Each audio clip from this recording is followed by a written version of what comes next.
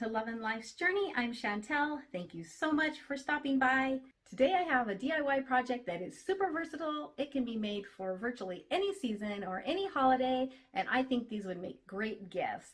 And you can pick up everything you need for these from the Dollar Tree. So let's jump in and get started.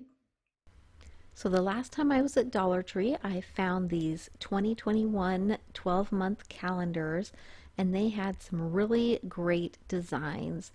These are just 4 that I picked up, but there were several other designs as well. As soon as I saw these, I knew I wanted to make some type of wall art project with them. The pages in these calendars are pretty thin and flimsy though, so I knew that I was going to need something to use as a backing. But just look at how great these designs are. There are several calendars that are more farmhouse theme, and then there are others that are not farmhouse but just have some really pretty designs in it. And I have actually started thinking about Christmas presents and things that I can make, and this is something that I think would make great Christmas presents to give to friends, family, co-workers. They would be inexpensive, and you could totally customize them to each person because there are so many different designs to choose from. What I found to use for my backing were these square signs in the fall section of Dollar Tree, and surprisingly, these are the exact same size as the calendars, which makes them absolutely perfect for this project. I'm also going to be using one of these packages of tumbling tower blocks, and I'm using one package per wall art piece. When I was at Dollar Tree, I noticed they had these 2 spray adhesives. They have this aerosol can, and they also have the pump spray adhesive. So I'm going to experiment, try both of these out, and let you know how they work. There are several ways that I'm thinking of finishing the frame on this wall art piece, and so that could be using stain or making a stain with brown acrylic paint watered down, or painting it with chalk paint or some other type of acrylic paint. I'm going to start by removing the hanger on the sign because I won't be using that. And I'm going to be adhering my picture to the back side of this sign. Once I've chosen my picture, I'm going to use a sharp pair of scissors or a razor knife to remove that from the calendar.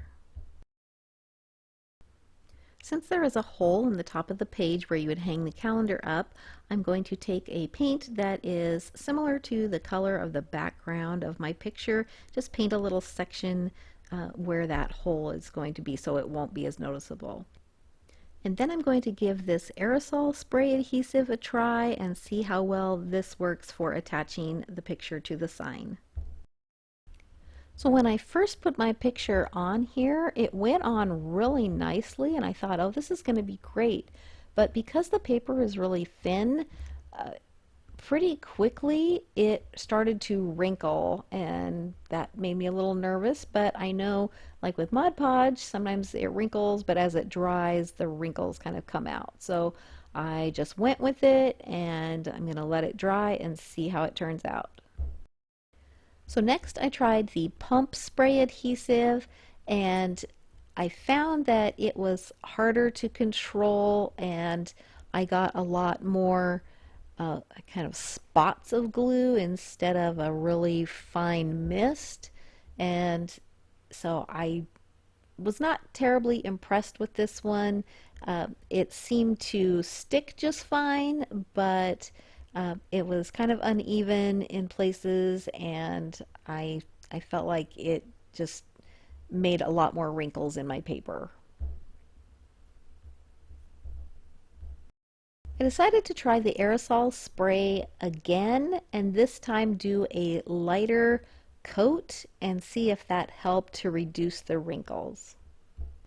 And here you can see there are still quite a few wrinkles, but I think more of them did come out as it dried. So the last thing I decided to try was good old Mod Podge, just to see how it compared with the spray adhesives. Right away I noticed that the Mod Podge was soaking into this kind of press board sign, and so I wasn't able to put Mod Podge over the whole thing and then put my paper on. I had to do it a little section at a time. So even with the Mod Podge there are some wrinkles, but that's pretty normal and they usually flatten out as it dries. So while I'm waiting for all of those to dry, I am going to use this nifty little metal miniature carpenter square that I got at Dollar Tree, and this is going to help me line up my tumbling tower blocks. So I am going to make 2 rows that have 6 blocks and 2 rows that have 7 blocks. And I am just using some wood glue to glue these together. And you can get wood glue sticks for your hot glue gun if you prefer to use that, but I like just using the regular wood glue because I think I get a tighter fit at the seams. So while the wood blocks are drying, let's take a look at our pictures. So my first choice was definitely the Mod Podge. This dried with almost no wrinkles at all. It was almost perfect. So definitely Mod Podge is the better choice. However, a close second is the lighter coat of the aerosol spray adhesive. There were a few wrinkles left, but overall it wasn't bad, so I was fairly impressed with that. And my least favorite was definitely the pump adhesive spray. As you can see, it dried and left some pretty big wrinkles, so I'd give that one a thumbs down. I realized I should probably trim down my wood pieces before I paint them, so I am lining them up how I am going to put them on, and then I'm just marking them with a pencil to see where I need to cut them off. So I'm going to be using my miter box to cut these pieces of wood, and here is a hack using this non-slip shelf liner from Dollar Tree. The miter box wants to slide around on the desk, even though it has these little non-grip pieces on the bottom. They really don't work very well. So one of my viewers, and I'm sorry I don't remember who it was, but one of you commented and said use this shelf liner on the bottom of this and it will help keep it from sliding around. So I'm going to give that a try.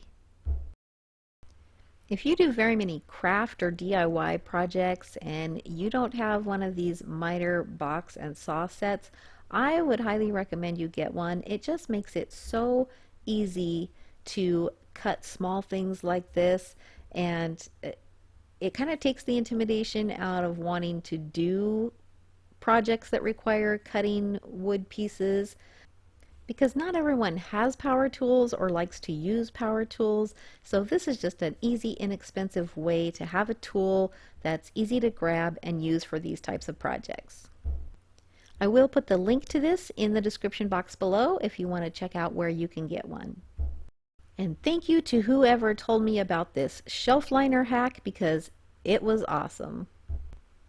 Once those ends are all cut off, I am using a piece of sandpaper just to get off any little splintered or rough edges on those cut ends.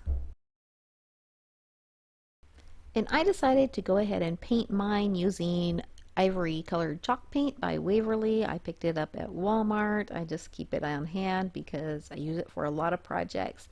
But really you can choose whatever color of paint or stain, or you could even leave this natural if you want to, just whatever goes with the picture that you choose to use. Once everything is dry, I'm going to take my wood pieces that I made from the tumbling tower blocks, and I am going to glue them around the edges of my pictures to make a little frame.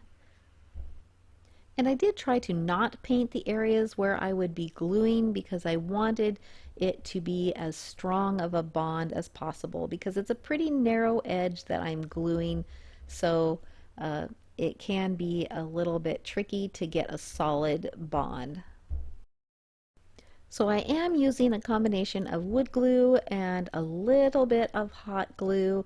You have to work quickly with the hot glue though, because if it starts to set up, it will hold your pieces away from your sign and you won't get a nice close fit. So something else to be aware of is that these signs from Dollar Tree are often a little bit warped. So as I'm gluing this, I am making sure to press the sign down flat against the desk so that as the glue dries and hardens, it will keep the sign as flat as possible.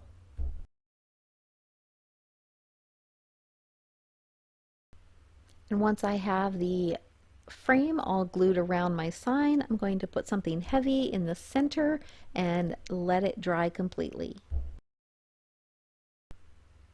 Once it's dry, I'm going to take this brown paper that I've actually been using to protect my desk from paint, and I'm going to cut out a square the size of my sign, and this is what I'm going to put over the back of my sign just to kind of finish it off.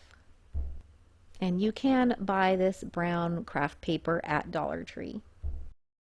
So I decided just to use that aerosol spray adhesive again and put this all on the back side of the sign, and then I'm going to cover it with this brown paper. And actually, if you were going to use this just to set on a shelf instead of hanging it up, you could leave the brown paper off and you would have a reversible sign.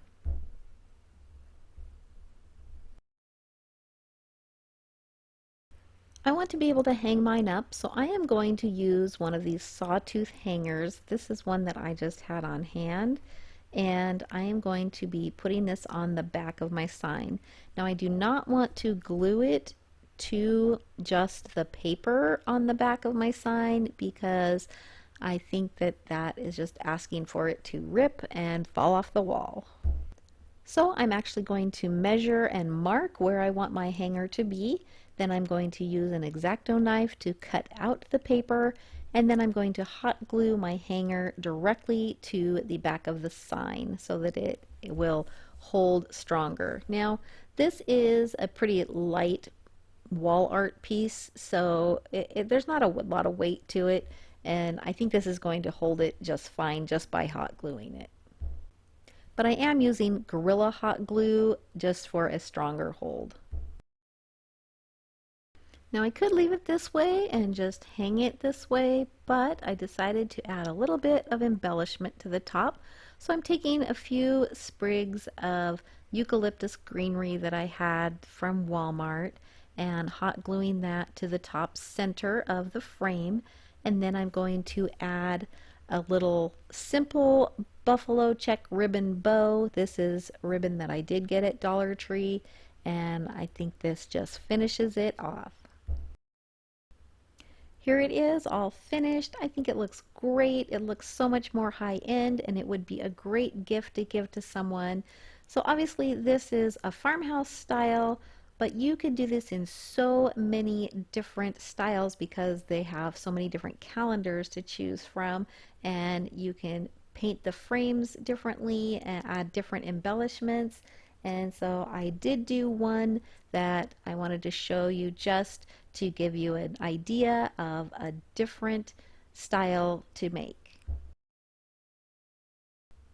So this one I did completely different. I painted the frame with a lavender color, and I used a sheer purple ribbon to add a hanger and a bow, and it's a totally different look, but it's just as beautiful and definitely would make a great gift for someone.